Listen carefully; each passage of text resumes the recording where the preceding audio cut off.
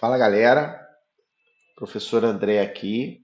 Nos vídeos anteriores eu mostrei para vocês como a gente calcula a derivada de uma função, tá? Então nesse vídeo aqui, muito rapidinho, eu quero mostrar para vocês só as notações que a gente vai utilizar para a derivada, mais algumas informações importantes, tá? Então, quando eu falar f' de x, tá? Eu estou falando que eu estou apresentando a derivada da função f de x. Tá? Uma outra definição para isso, se f de x for igual a y, uma função y, eu posso chamar também de y'. Então, quando eu falar y', eu estou falando de derivada, tá bom? Derivada da função y. Beleza? Eu posso representar isso também por dy dx. Tá? Por que eu posso representar por dy dx? Vou até comentar aqui embaixo. Dy dx, tá? Que é essa fórmula aqui, limite de f de x mais h menos f de x sobre h, com h tendendo a zero. Eu não sei se vocês lembram, tá?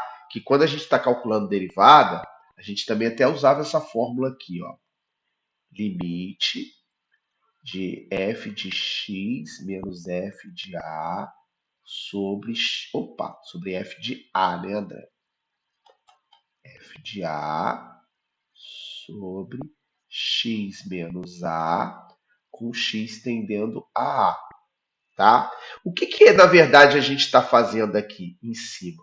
A gente está subtraindo dois valores de y. O que a gente está fazendo aqui nesse numerador aqui? A gente está subtraindo dois valores de y, duas imagens da função. Então, o que a gente tem aqui é um delta y, tá? Uma variação do eixo y. E na parte de baixo, o que a gente está fazendo? A gente está fazendo um x. Opa!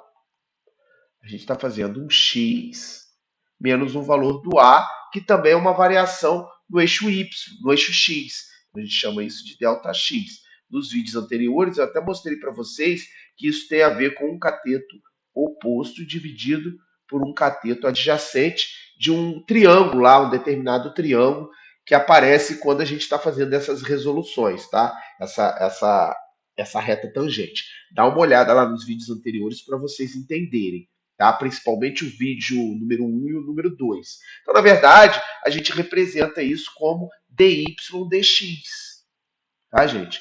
Que é uma variação aí uma variação infinitésima do eixo y pelo eixo x, tá? Então a gente pode representar desse jeito. E aqui tem outras notações interessantes, df dx, tá? df de x sobre dx, derivada de f de x e derivada de f de x em relação a x. São todas notações que podem aparecer aí nos exercícios, então estejam atentos que isso aí são notações de derivada.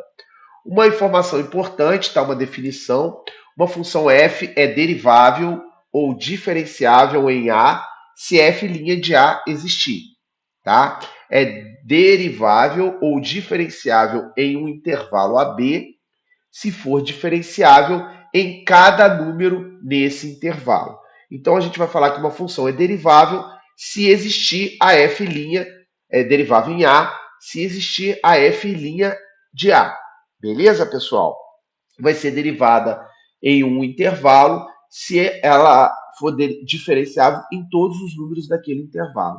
Um teorema importante aí, que eu não vou demonstrar com vocês agora porque não tem tempo, tá? Depois eu posso até, se vocês tiverem interesse, bota aí nos comentários que eu apresento a demonstração aí desse teorema. Se f, que é a função primitiva, for diferenciável em A, então ela é contínua em A, tá? Então isso significa que se ela for diferenciável, não tem como ela ter um buraco na direção desse número A. Beleza, pessoal? Eu vou aproveitar, vou comentar aqui algumas situações para vocês saberem onde que uma função é diferenciável e onde ela não é diferenciável. Imagine que esse gráfico azul aí, ó, esse primeiro gráfico azul, é o gráfico de uma função f de x. Beleza? Observe que esse gráfico azul, ele é contínuo em todo o intervalo dele aí, tá?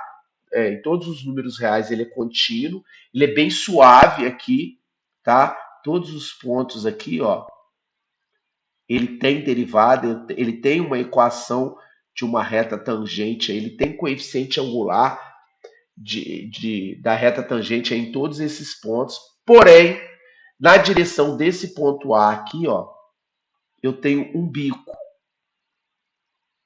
Eu tenho um bico aqui, ó.